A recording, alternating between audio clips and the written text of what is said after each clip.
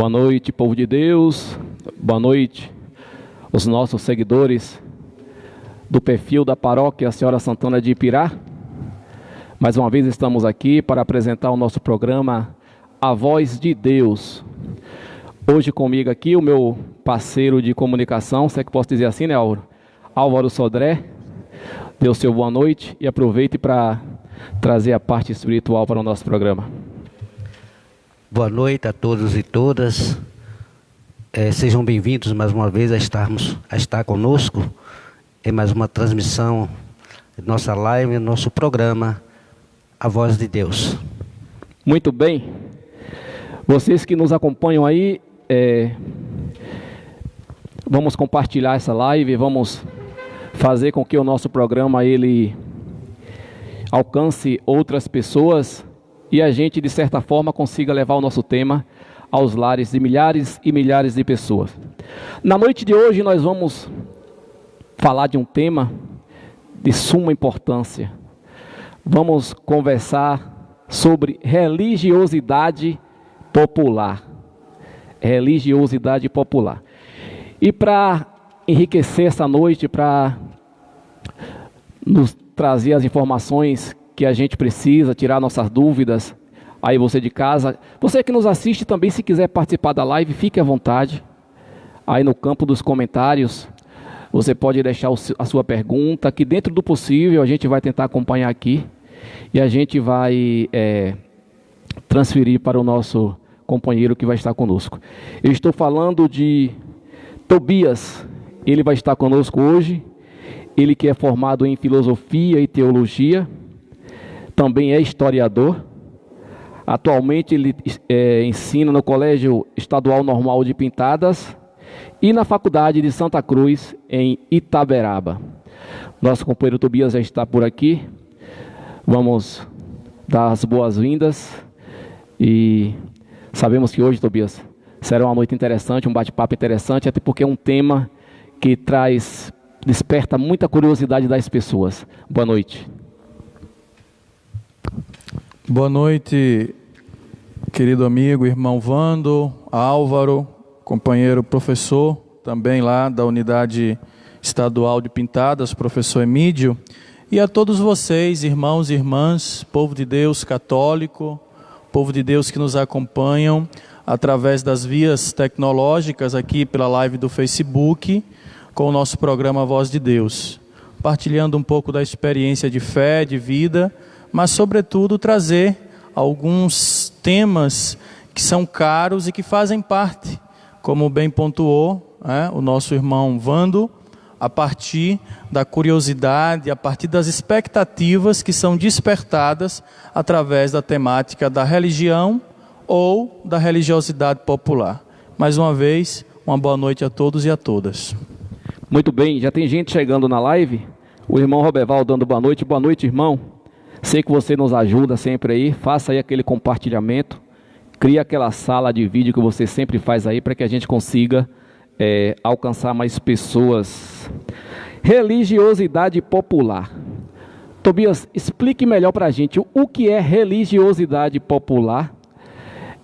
Antes, porém, como temos um ministro aqui, vamos trazer aqui, Elvio, entre nós, a Santíssima Trindade, que a gente sabe que nossos programas religiosos, a gente tem sempre que trazer ao nosso meio a Santíssima Trindade. É ela que nos guia, é ela que nos dá a sabedoria, o discernimento para colocar as palavras certas.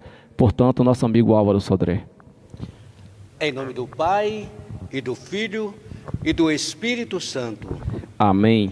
A graça e a paz do nosso Senhor Jesus Cristo, o amor do Pai, esteja sempre conosco. Bendito seja Deus que nos reuniu no amor de Cristo. Agora sim, vamos. Ok. Podemos dar Transfiro para nisso. Tobias. Religiosidade popular. O que quer dizer isso? E se falando em religiosidade, existe também, vou deixa para você, uma diferença entre religiosidade e religião? Explica o que é e depois a gente trata dessa diferença. Bom, inicialmente, desde os primórdios da igreja, a igreja nascente, desde que Jesus passou por aqui, humanamente falando, nós temos uma série de eventos que vão culminar, que vão corroborar com a essência da fé. E em se tratando de fé, nós estaremos falando desta grande instituição, aquela que se transmite esta fé por meio da religião. Religião, do latim, significa ligação, religação. Então, o termo originário, religare.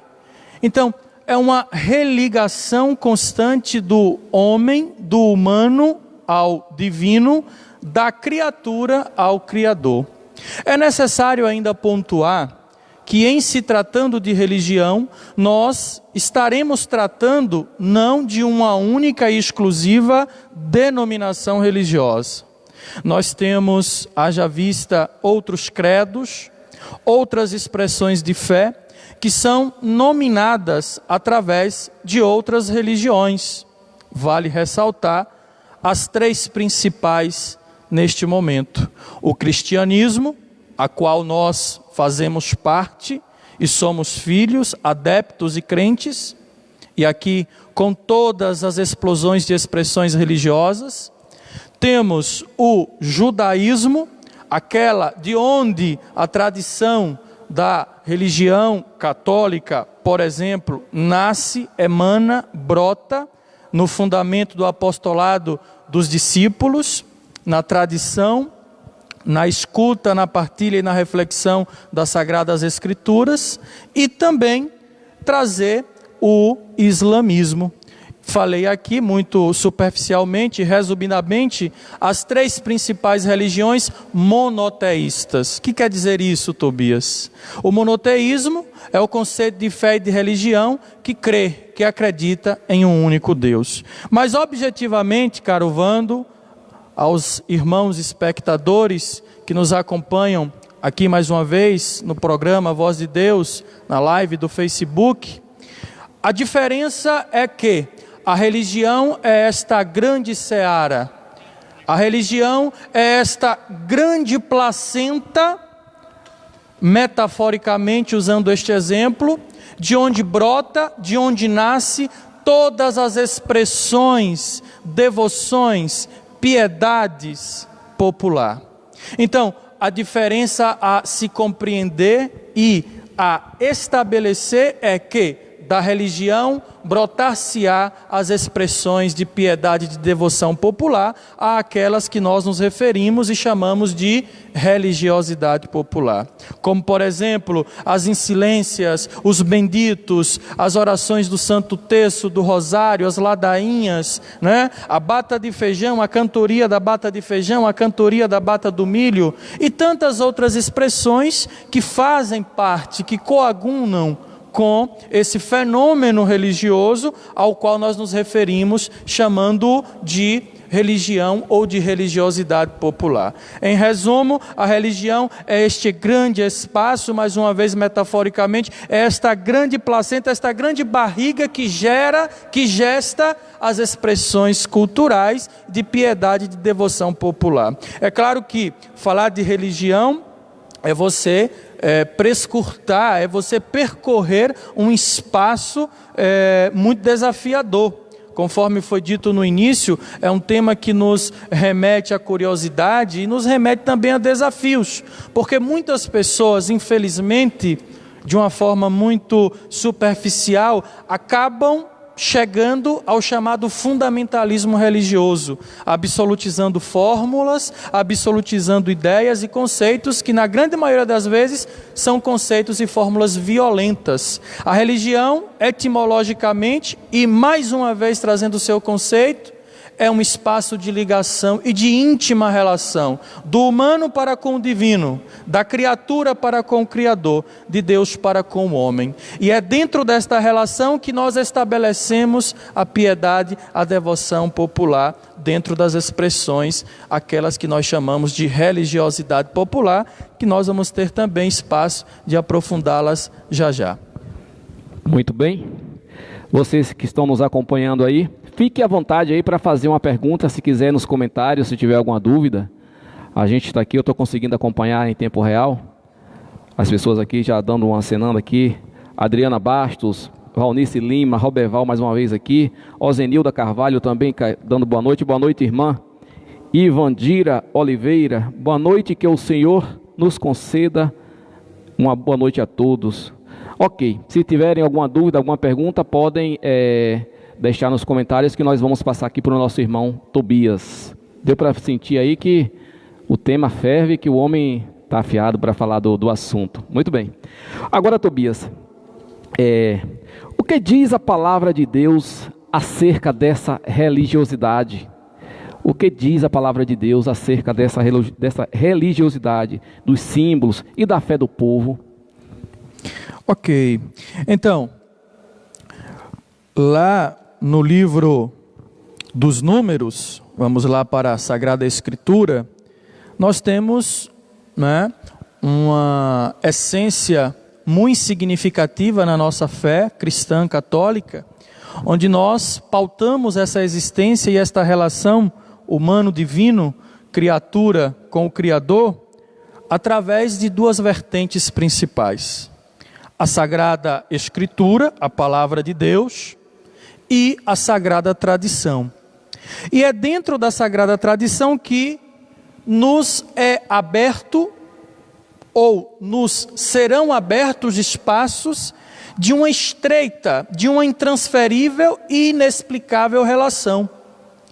Esta religiosidade, esta relação, esta religião, ela é única, exclusiva e pessoal. Ela não é transferível. E lá na palavra de Deus, mais uma vez, a palavra de Deus é muito clara e objetiva. Lá no livro do Gênesis, lá no livro dos Números, por exemplo, olhando a serpente de bronze hasteada, levantada no deserto, os hebreus, ao olharem para aquele símbolo, que naquela ocasião, naquele contexto, resulta o processo de transferência e de transcendência desta relação íntima com uma força superior a essa força, a essa cosmoenergia que nós chamamos de Deus. Afinal de contas, Deus é onipotente, onipresente, onisciente. E por quê? Olhando para a serpente de bronze no deserto, os hebreus ficaram curados.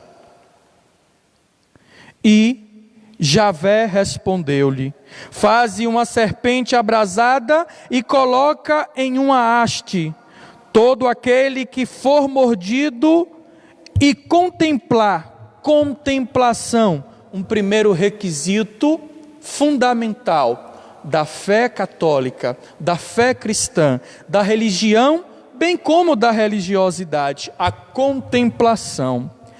Através da contemplação, ficareis curados, sereis salvos.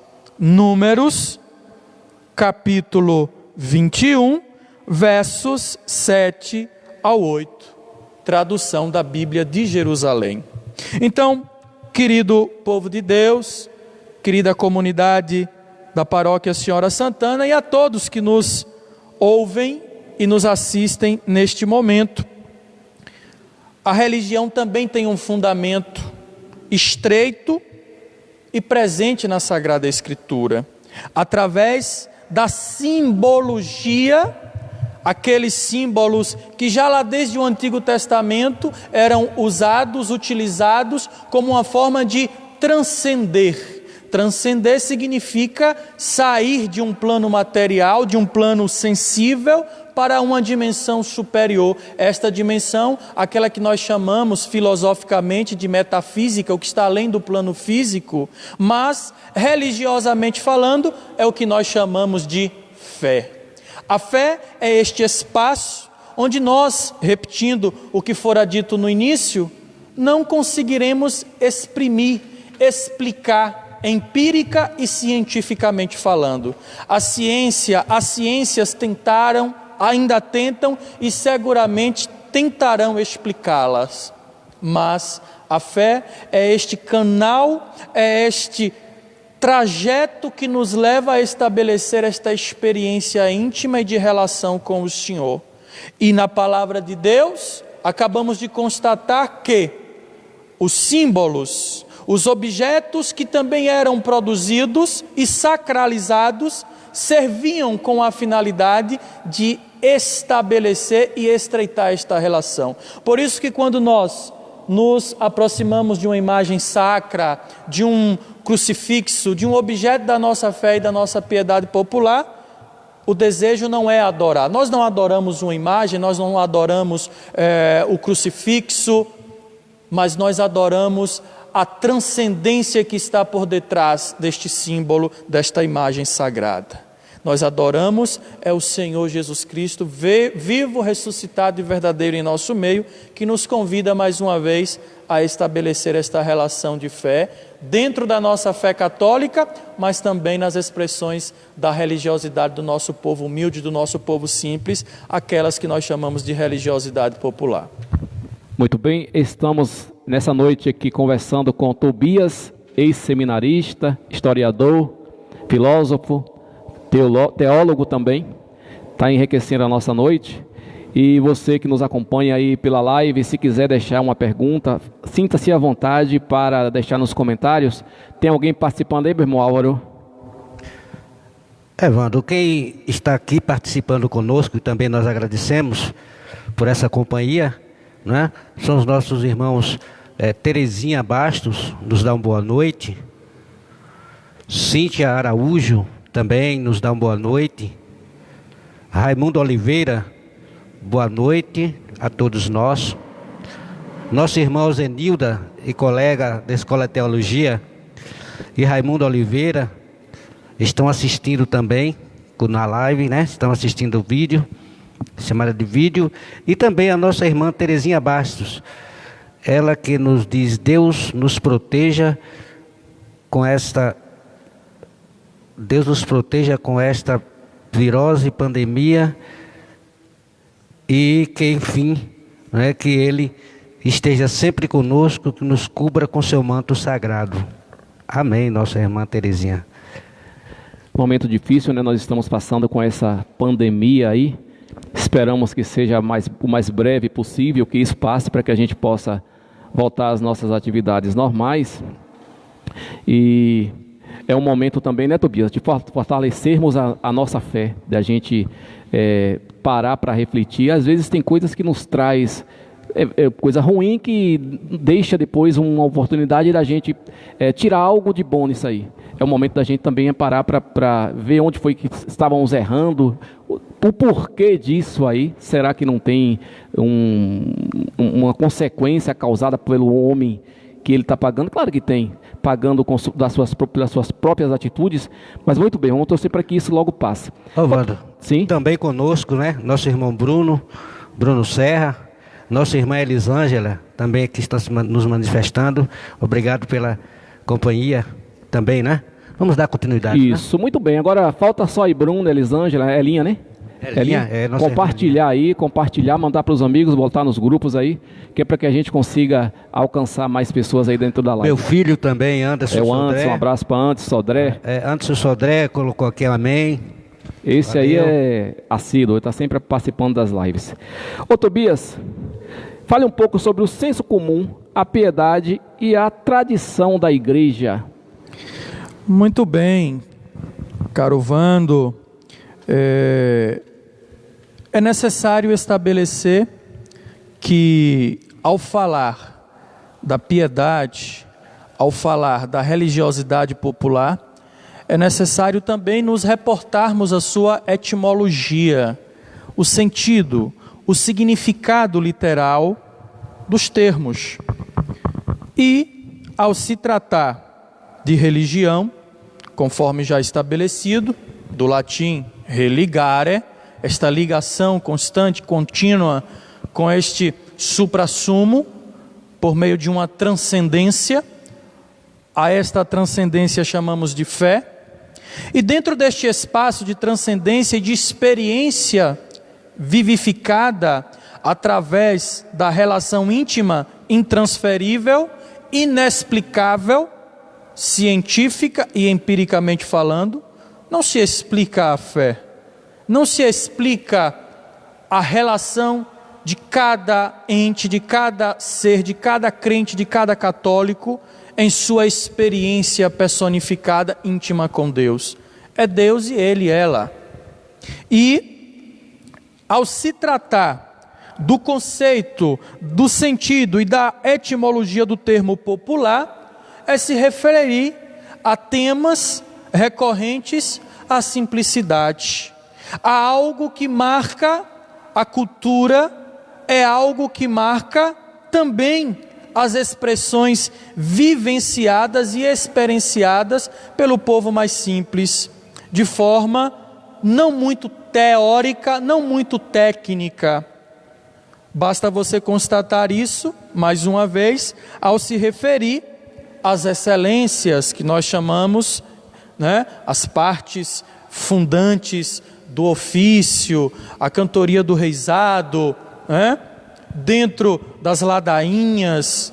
E ainda ontem, permita-me o parênteses, eu tive até a oportunidade de compartilhar no meu status de WhatsApp, e achei aquilo tão bonito há um tempo, inclusive eu comentava com o meu sogro, que nunca tive a oportunidade, mas tenho o desejo de participar de uma bata de feijão ou de milho, O como é bonito você perceber aquele povo sertanejo, o trabalhador rural, e pessoas também, não necessariamente que sejam pessoas ligadas ao campo, mas pessoas que se dediquem a estas práticas, e ali você perceber cantorias com termos religiosos, com expressões devocionais aos santos, a padroeiros das comunidades, e me chamou a atenção como que as coisas combinaram e coagunaram neste momento. Hoje estou aqui falando para vocês, partilhando, melhor dizendo, não sou nenhum dizedor da verdade,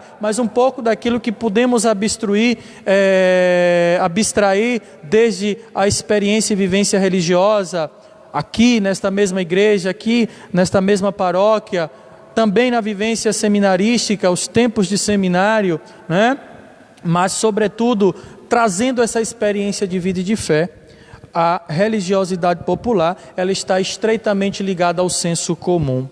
Como explicar, por exemplo, queridos telespectadores, irmãos que nos acompanham na live do Facebook, como explicar, por exemplo, que você bebê, nós fomos beber um dia, e mamãe chegou lá no pezinho do tanque, do tonel lá de casa, no quintal ainda de chão batido, ali no minadouro, e pegou umas folhinhas de poejo, que mamãe chamava e chama ainda de pejo, e colocava ali para ferver, e ao ferver aquela ervinha, dava o chazinho, que cientificamente não é indicado, mas não é que aquelas cólicas intermináveis, aquelas cólicas, aquela dor estomacal insuportável para o bebê, passava, aliviava. Como é que explica-se isso? Isso é a piedade, isso é o senso comum, isso é a tradição, e que também se atrela à religiosidade popular. Como, por exemplo, vamos rezar as benzendeiras, os benzendeiros, os rezadores, invocando a Santíssima Trindade, e com um galinho de erva, você tirava o mal-olhado, o algouro.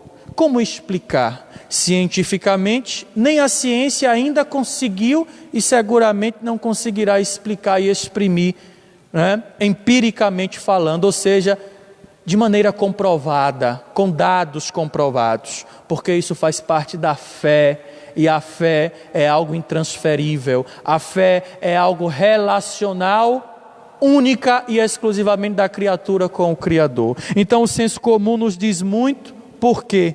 Porque é parte fundante do homem. O homem carece e necessita desta relação com o divino.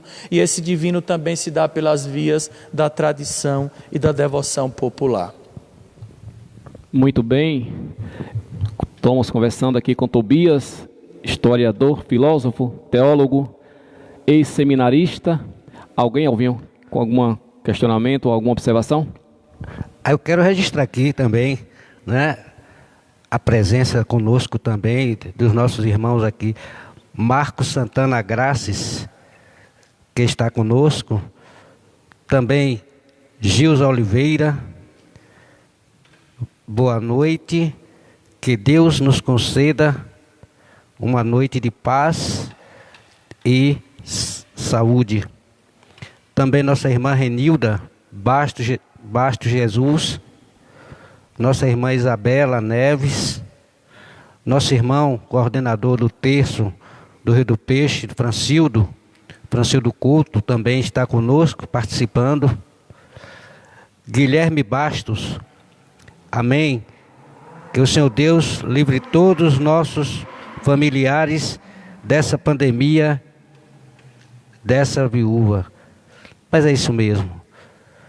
Seguiremos, né? Antecipadamente. Nós já tivemos também, né? As participações estão conosco também, a Zenilda, nossa irmã Evandira, Terezinha, Cíntia, Raimundo Oliveira, Terezinha Bastos, Bruno, Elisângela, Anderson, enfim, peço a esses participantes também que multipliquem, né, através do compartilhamento, não é isso, Wando? Isso, compartilhando aí para que a gente consiga levar informação para muito mais pessoas. Tobias, enquanto você falava aqui, me despertou, não sei se é uma curiosidade, mas é um assunto que você pode, a mim pelo menos, ajudar a tirar esse questionamento.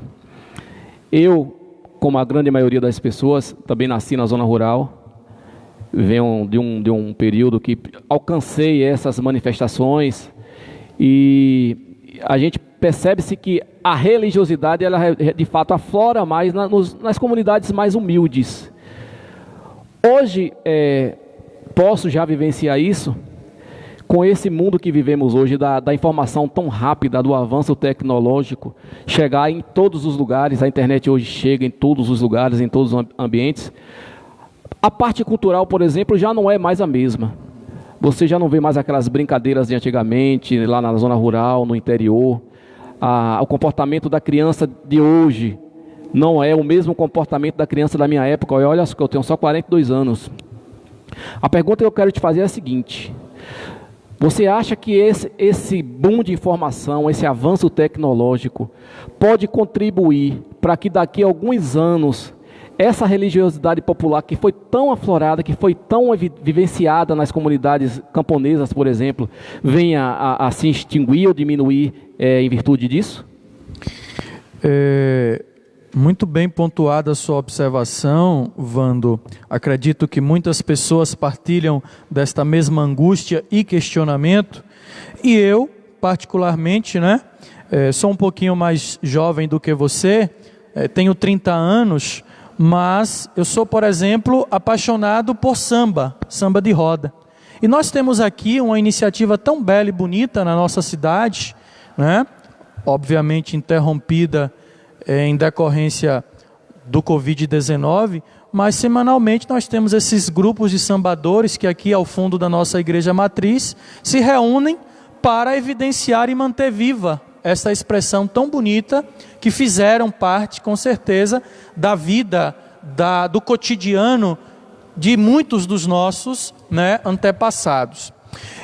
Eu concordo com você em gênero, número, grau e forma, quando de fato você se refere que há esta possibilidade exponencial de que com o avanço da informação, com o avanço da tecnologia, essas expressões populares, essas expressões culturais, essas expressões da religiosidade popular, ela vem a perder cada vez mais espaço. Porém, eu quero crer no otimismo de que trabalhos como, por exemplo, nós, professor Emílio está aqui, chegou a participar conosco, né, lá em Pintadas.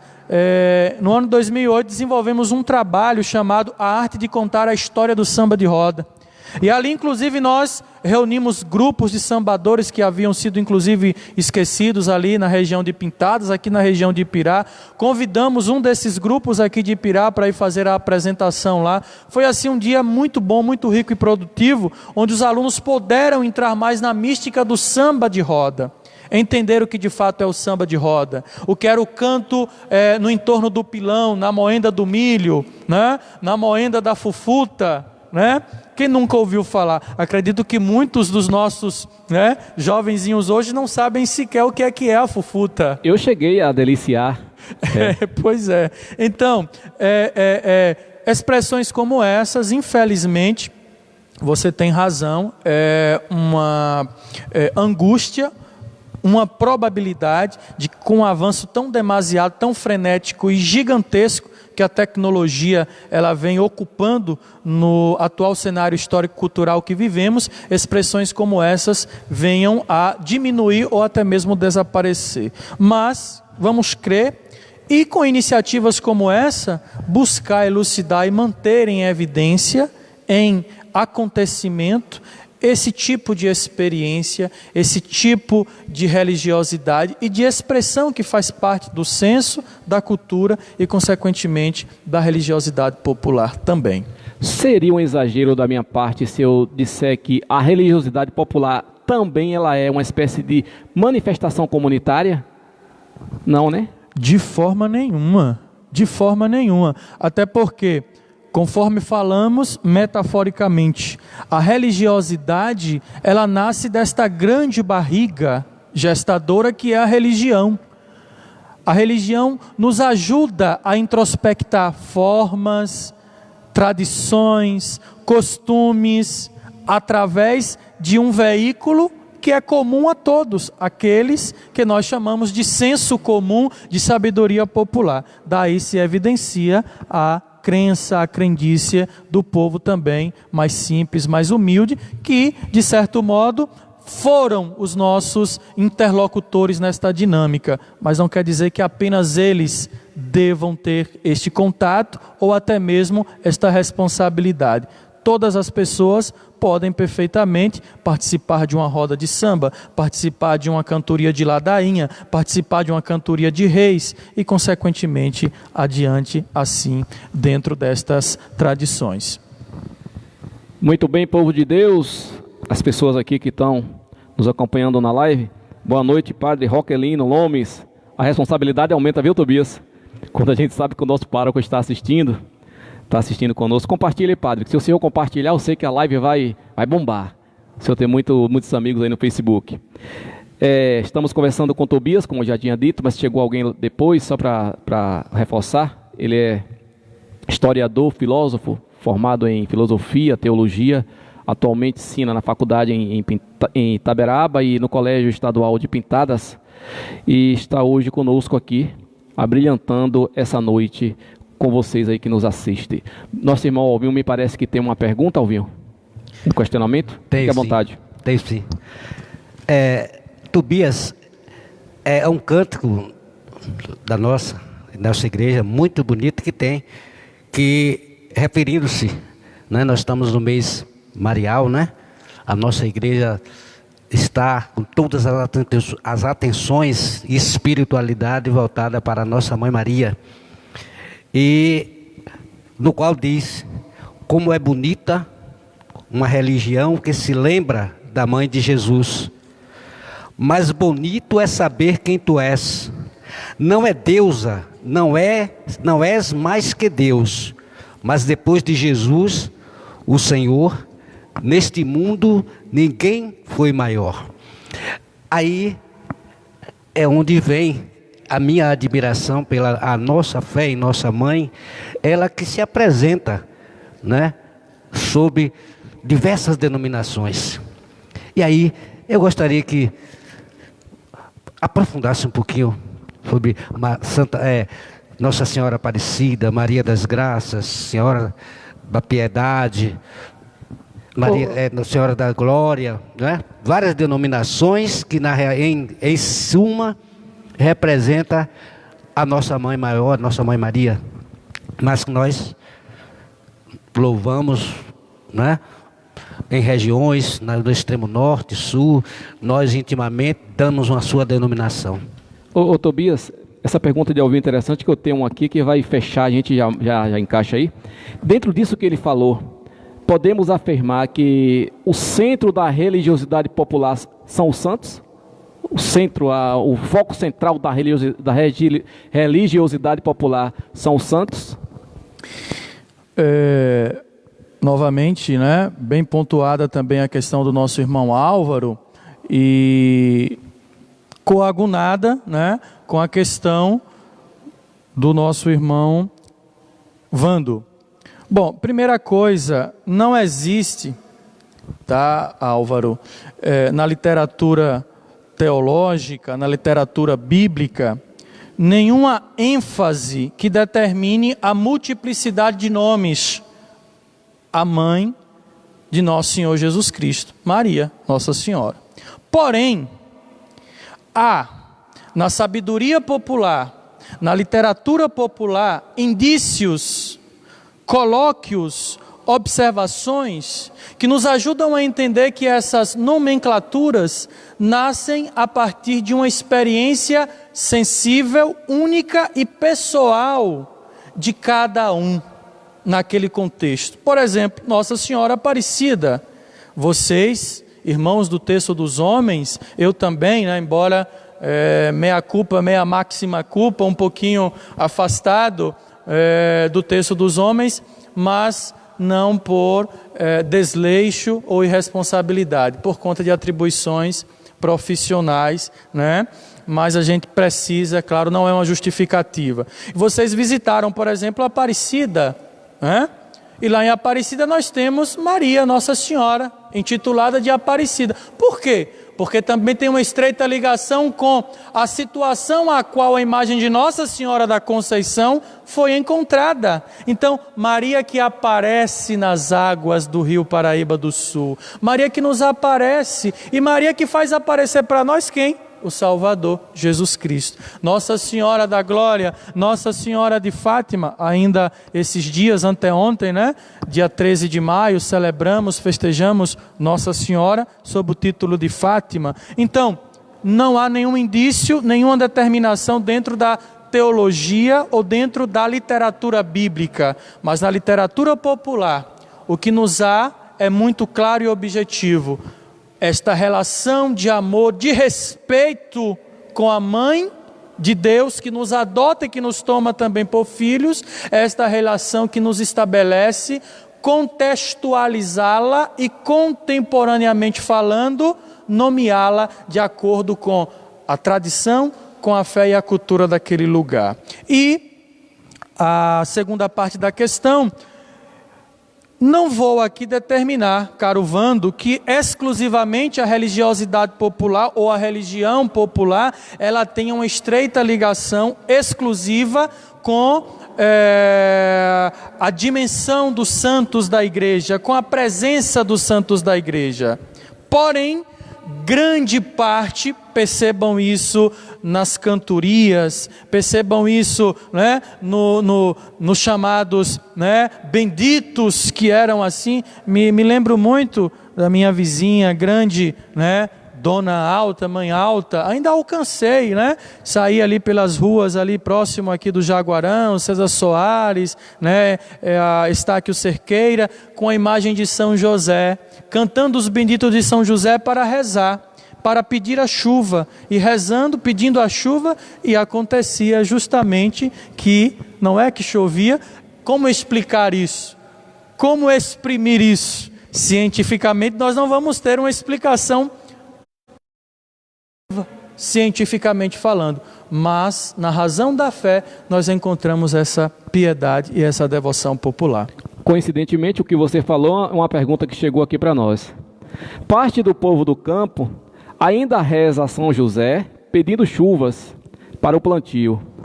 Dizem que se plantarem no mês de São João, se planta no mês de São João para colher no mês de se planta no mês de São José para colher no mês de São João.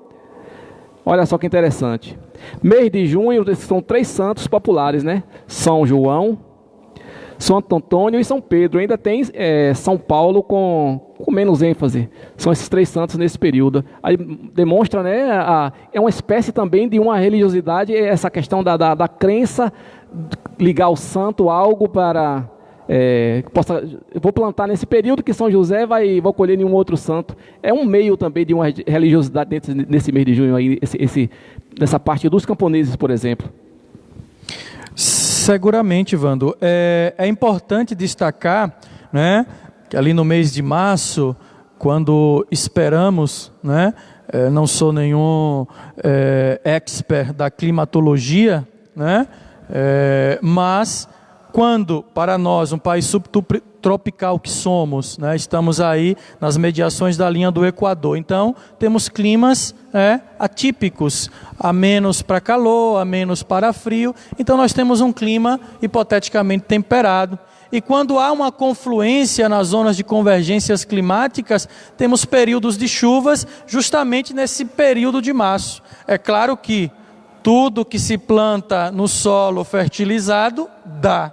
Neste sentido, a ciência ela explica claro e objetivamente. Mas a questão fundamental aqui é: como tirar da cabeça do nosso sertanejo, do nosso camponês, do nosso agricultor, que ele está ali, matutando, trabalhando, ele prepara a terra no finalzinho de fevereiro, início de março, e nas primeiras chuvadas ele está semeando, e não é que ele vai colher, né, o feijão, né, o milho, o amendoim, a mandioca, né, ali no período junino, porque nós temos aí em face 3 meses, que é o período para colher, desde o plantio até a colheita. Então, cientificamente aqui é tranquilo, mas religiosamente, na fé e na cultura popular, você citou aí 3 santos, né, que são muito marcantes, muito fortes, né? São João, né? O período junino, as festas juninas, reunir a família, os amigos, né? Santo Antônio, o santo casamenteiro, né? O santo que traz o amor prometido, a felicidade, né? E São Pedro, São Paulo, nós temos também aí, com menos ênfase, muito bem pontuado, São Paulo, todavia, o grande apóstolo companheiro, né, o apóstolo adjentes, né, que expandiu a missão e a fé cristã para os 4 cantos do mundo, juntamente com o nosso primeiro Papa, São Pedro, primeiro líder da Igreja Católica, São Pedro. Então, nós temos uma riqueza, uma infinidade de informações, mas ao mesmo tempo que estão convergindo e que estão corroborando com esta crendice, com essa tradição, com esta religiosidade popular. Vale ressaltar, eu estou aqui com o meu livro Cultura Religiosa, as Religiões do Mundo, do Dom Irineu Wings, né? Sugiro que pesquisem, anexem essa leitura, muito boa, né? E o Dom Irineu Wings, né? Ele escreve o seguinte, né? Na cultura religiosa, as religiões do mundo: o sagrado, a religião é o resultado de uma experiência religiosa, é a existência do sagrado frente ao profano, é a experiência do sagrado que sacraliza-nos nesta experiência de íntima relação com o divino, e manifesta-se fora da rotina e do cotidiano, e o homem toma conhecimento do mesmo, porque este aparece absolutamente diferente e indiferente do homem profano. Então, percebam que a religião pressupõe-se a sacralidade, o sagrado. E o sagrado nos difere daquilo que é profano, daquilo que é corriqueiro, daquilo que por vezes é de encontro a Deus, aos princípios cristãos, aos princípios da relação e da íntima experiência com o Senhor. Consequentemente, o sagrado nos coloca neste plano maior de íntima relação com Deus, com Jesus Cristo, inclusive dentro dessa dimensão de religiosidade popular. É isso aí, Tobias. Muito bem. Explicações claras. A gente vai se aproximando para o finalzinho, mas ainda tem uma produção. Temos mais uns 5 minutos? Temos mais uns 5 minutos. O povo está gostando, aí a gente vai, senão a gente vai até longe. Dá para se entender? Dá para se entender não. É claro e evidente que religiosidade popular existe, mas que a base de toda religiosidade é a fé. Planta confiando no santo, não é o santo, é a fé que ele tem que faz com que aquilo se execute. Então a fé que está por trás de tudo isso, é a fé que é a base de toda a religiosidade.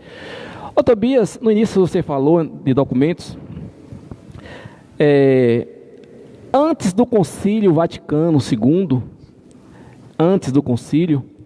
essa religiosidade ela não era tão próxima da igreja.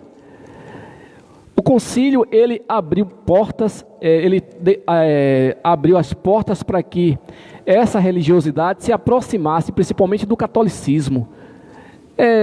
Dê uma síntese um pouco sobre essa questão do concílio, da diferença do antes e o pós-concílio em se tratando de religiosidade popular. Ok, Vando.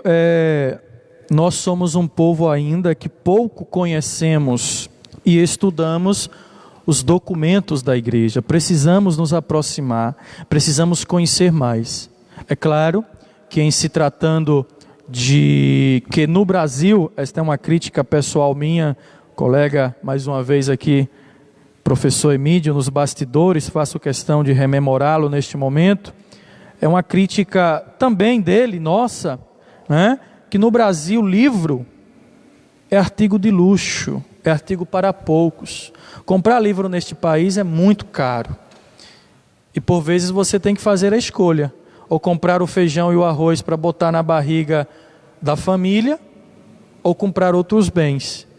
Mas, feita a crítica e fechando o parêntese, me reportando a este grande evento, né, que foi o Concílio Vaticano II, bem pontuado e trazido aqui para esta roda de conversa, para esta partilha, né, pelo nosso irmão Vando.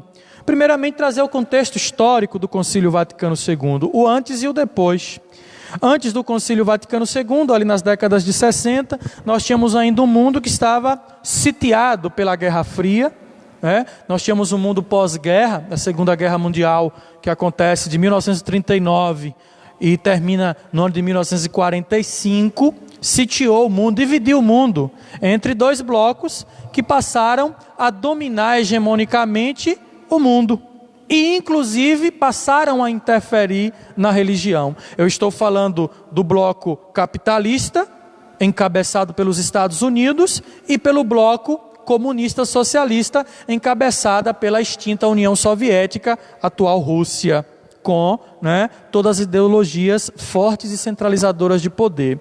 E consequentemente isso deixou no mundo um rastro de insegurança, um mundo que viveu 2 guerras mundiais, né? A Primeira Guerra matou cerca de 23 milhões de pessoas, a Segunda Guerra matou cerca de 60 milhões de pessoas, e tudo isso deixou um rastro de insegurança muito grande. E aí nós tivemos um grande homem de fé, já velhinho, né? Foi eleito para ser de fato o Papa da transição, mas quando eleito, nessa transição que ele vivenciou, ele conseguiu inaugurar esse que foi, sem sombra de dúvidas, um dos maiores eventos da nossa igreja. Por que da nossa igreja? Porque inclusive, com muita humildade, com muito humanismo, o Papa disse assim: nós precisamos incluir, nós precisamos convocar outras expressões e denominações de fé do mundo. Para tanto, não será só um concílio da Igreja Católica. Outros concílios aconteceram: Concílio de Jerusalém, Concílio de Trento, Concílio de Nicéia e Constantinopla, né? E tantos outros eventos marcantes. Mas o Concílio Vaticano II foi o concílio ecumênico, que envolveu outras crenças, outras expressões religiosas, sem desmerecer, sem desrespeitar, sem ofender a ninguém. Muito pelo contrário, o Papa quis acolher a todas. E o Papa hoje canonizado, São Papa João 23, né? Canonizado, hoje considerado santo, elevado às honras dos altares da Igreja Católica, João 23 inaugura o concílio e na então nas primeiras sessões inaugurais, Concílio Vaticano II, que foi convocado pela bula papal Humanae Salutis, ou seja, uma saudação a toda a humanidade do latim, no dia 25 de dezembro de 61, Natal de 61, o Papa convoca, e em 62, outubro de 62, inaugura a primeira sessão ordinária do Concílio Vaticano II. E uma das grandes proeminências do Concílio Vaticano II foi, por exemplo, abrir a igreja para o mundo. E ao abrir a igreja para o mundo, o Papa disse assim: olha, é importante, é necessário que os crentes católicos do mundo todo ouçam, escutem, reflitam, partilhem da liturgia na sua língua materna, não no latim. Porque até 60 a liturgia era toda rezada no latim. Né? Quando o padre de costas para o altar, nós tivemos aqui, é claro, não alcancei, mas com certeza muitos dos nossos pais, avós, vinham aqui dentro desta mesma igreja matriz de Santana, e o padre estava lá de costas para a assembleia e de frente para o altar-mor, para a imagem de Santana e para o crucifixo, consequentemente para o Santíssimo que ficava abrigado ali abaixo. E o Papa fazia a sua saudação, o padre fazia a sua saudação inicial, né? Domino vobiscum et cum spiritu tuo, né? Imagina o povo simples, o povo sertanejo, e aí o povo ficava aqui, né? Com o texto, rezando, aprendendo as contas do texto. Então não interagia, não vivia sistematicamente a liturgia. E o Concílio Vaticano II vai abrir a igreja para o mundo. E ao abrir a igreja para o mundo, partindo deste princípio de trazer as celebrações, a liturgia encarnadamente na língua, na cultura do lugar, nós temos ainda essa questão que você traz muito bem, Evandro, que é a provocação de como era a religiosidade popular antes e depois. Seguramente a religiosidade popular antes não encontrava espaço, porque nós vivíamos uma fé estrita e exclusivamente tradicionalista. Uma fé voltada e pautada pelos princípios do tradicionalismo. Todavia, nós temos agora, pós-Concílio Vaticano II, um olhar especial para a tradição. Nós temos que estabelecer aqui uma linha divisória. O tradicionalismo, ele é perigoso, ele é violento. Os fundamentalistas, os tradicionalistas e a tradição. A igreja ama a tradição, a igreja zela pela tradição. E uma das ênfases da tradição é justamente pautada na orientação da piedade, da devoção e da religiosidade popular. Essa igreja antes do concílio também a gente pode classificá-la como uma igreja elitizada. Na realidade, quando chegou, por exemplo, o Brasil, por exemplo, no início, quando o Brasil foi colonizado, a religião não era aberta para todo mundo, era uma religião elitizada que veio de lá. Só que aqui chegou e encontrou a cultura dos nativos, né, que já tinham os nativos, e com esse povo também veio os africanos que trouxeram essa religião que hoje tem um bom número de adeptos em nosso país. Essa religião que hoje é interessante, que se você pegar e for conversar com, por exemplo, uma mãe de santo, se você conversa com ela, ela frequenta a igreja católica.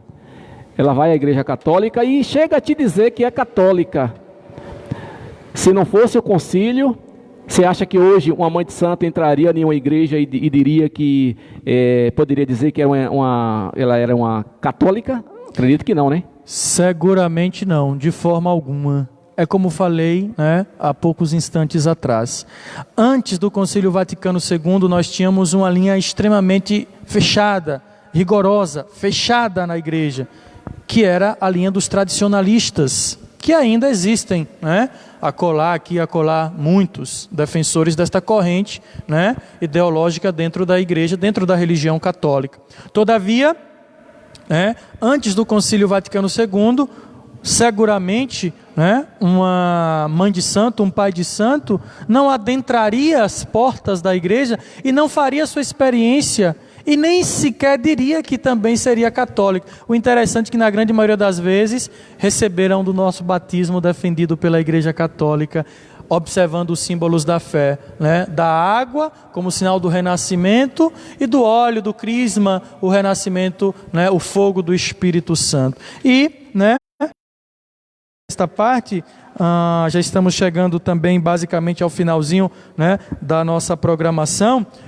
destacar ainda do Concílio Vaticano II, queridos espectadores, os nossos amigos Vando, Álvaro Sodré, professor José Emídio e todos que de um modo especial estão nos acompanhando neste momento. As duas grandes constituições dogmáticas, as duas molas mestras que nascem, que brotam do Concílio Vaticano II. A Constituição Dogmática da Lumen Gentium, que abriu a expressão da Igreja para o mundo todo, ou seja, a Igreja deve alcançar os povos das culturas mais diversas e variadas do mundo todo, bem como a Gaudium et Spes, a alegria que a Igreja e que o Evangelho como novidade deve trazer para estes povos, a nova evangelização, pautada nesses dois grandes documentos, essas duas constituições dogmáticas que nascem do Concílio Vaticano II. E adiante, abordar ainda que nós temos esta estreita relação com outros credos, justamente porque nós somos uma igreja acolhedora, que é uma das primeiras iniciativas do Concílio Vaticano II, acolher, E como o próprio Papa Francisco nos diz, nossa igreja deve introspectar a imagem da samaritana, aquela que serve, aquela que acolhe sem olhar a quem. Meu produtor Emídio, foque aqui. Nós vamos dar uma passadinha aqui na live, Álvaro. E antes do nosso irmão Tobias fazer as considerações finais, porque o nosso horário está se esgotando, quem que está aí nos acompanhando, quem está aí deixando o seu... Evandro, nós estamos aqui também conosco, nos acompanhando, nosso irmão Guilherme Bastos, ele que diz, amém, que o Senhor Deus livre nossas famílias dessa pandemia, desse vírus. Também nos dá boa noite, Valmirene Araújo, nosso irmão Francildo Couto, do Rio do Peixe. Oi, boa noite, amigos, vamos rezar confiantes. Nosso irmão também Joselino Silva, boa noite, meus irmãos, que Deus abençoe a todos nós. Nosso irmão e coordenador aqui também do terço, Cleito Freitas, boa noite, irmãos, Deus abençoe nossa fé, sendo como amor, pode mover o mundo. Também Casa Velha Ipirá está assistindo, Casa Velha Ipirá. Pedro Dias também está assistindo conosco. Cleide Sintra, no qual elogia, o nosso ilustre palestrante, Muito bom, realmente concordo contigo, Cleide. Enfim, nossos agradecimentos especiais a todos vocês que estão conosco interagindo na live, a qual a gente solicita, que compartilhe, para que a gente multiplique essa programação valiosa e muito enriquecedora, com o nosso irmão Tobias. Isso. O tema é muito vasto, o tema é muito bom. A gente tem assunto, Tobias, para ficar aqui mais uma hora, sem dúvida, e ainda deixar outras variantes para outras discussões. Mas infelizmente está chegando o nosso horário, a gente tem um compromisso de não ultrapassar o horário de 1 hora dentro da live e a gente está dentro desse período. A gente de antemão já te agradece pela presença, foi muito bom ter você aqui, a gente tem certeza que as pessoas que estão assistindo vão dormir hoje muito mais enriquecida de conhecimento dentro do assunto. E vamos deixar um espaçozinho para que você faça as suas considerações finais. E dentro dessas considerações finais, se quiser nos dar a honra de encerrar com a bênção, vamos ficar também muito agradecidos. Muito bem, eu agradeço imensamente o convite. Na verdade, querido povo de Deus, esse programa já estava sendo gestado desde a Sexta-feira Santa, a Sexta-feira da Paixão, onde nós fizemos aqui um bate-papo rapidinho diante de quão triste foi olhar para a nave da nossa igreja e percorrermos as ruas costumeiramente da nossa cidade com a imagem do Cristo morto, com Nossa Senhora das Dores, enfim, com público exclusivamente restrito em decorrência da pandemia que nós estamos vivenciando. Eu queria aqui fazer um convite. Nos distanciemos desta premissa. Não digamos, estamos vivendo, porque quando a gente diz estamos vivendo, dá a entender que é algo nosso. Nós estamos nos possuindo, estamos nos proprietando de algo que não é nosso. Então, faço esse convite, troquemos a expressão estamos vivendo para estamos experienciando, vivenciando, porque essa pandemia haverá de passar com a graça de nosso Senhor Jesus Cristo, e há de passar, e haveremos de vencê-la e de superá-la. Porque, dentro dessa perspectiva que falava anteriormente e também falava agora, agradecendo mais uma vez ao convite e dizer que estamos à disposição dentro da medida do possível. Foi uma graça de Deus estar aqui com vocês hoje, mesmo pelas vias tecnológicas, vos falando. Eu gosto de dizer sempre às comunidades que me convidam para celebrarmos juntos a palavra de Deus, a liturgia da palavra, eu gosto de dizer sempre o seguinte: eu deixei o seminário, mas eu não larguei a igreja. Jamais hei de pedir, o rompimento desse matrimônio, essa separação. Então, Tobias, deixou o seminário, não largou a igreja. Então, agradeço de coração a abertura, querido Vando, querido Álvaro, querido professor Emídio, meu colega lá da Unidade Pintadas, e a todos vocês, o espaço, a abertura e a escuta, mais uma vez, partilhando da vida, da fé e também evidenciando o quão necessário também é a religiosidade popular para a nossa fé e para a nossa vida. Aproveitando deste cenário, quero aqui também me dirigir a Maria, a Nossa Senhora. Estamos no mês mariano, mês marial. Tínhamos esse grande evento da piedade e da devoção popular aqui na nossa paróquia, que era o encontro, que é o encontro de todas as comunidades, a Romaria Marial, que por este ano, infelizmente, não haveremos de realizar, mas com a graça de Deus, dentro de muito em breve, nós haveremos sim de realizá-las.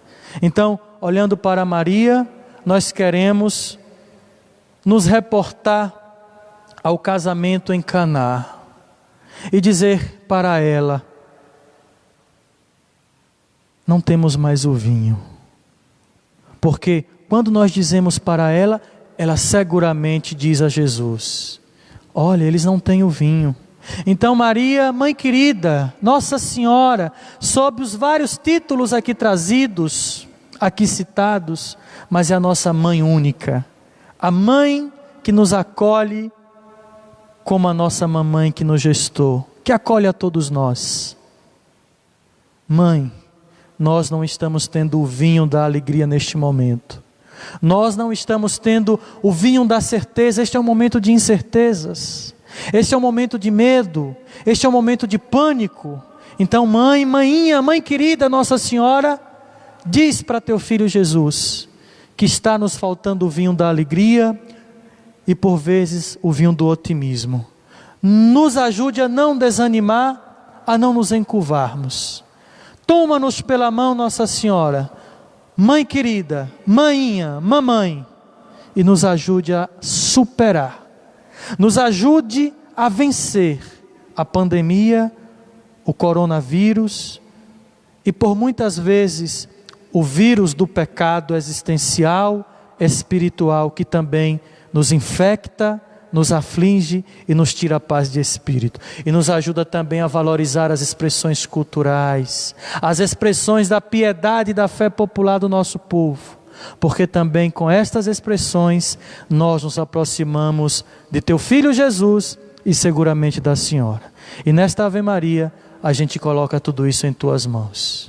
Ave Maria, cheia de graça, o Senhor é convosco. Bendita sois vós entre as mulheres, bendito é o fruto do vosso ventre, Jesus. Santa Maria, Mãe de Deus, rogai por nós, pecadores, agora e na hora de nossa morte. Amém.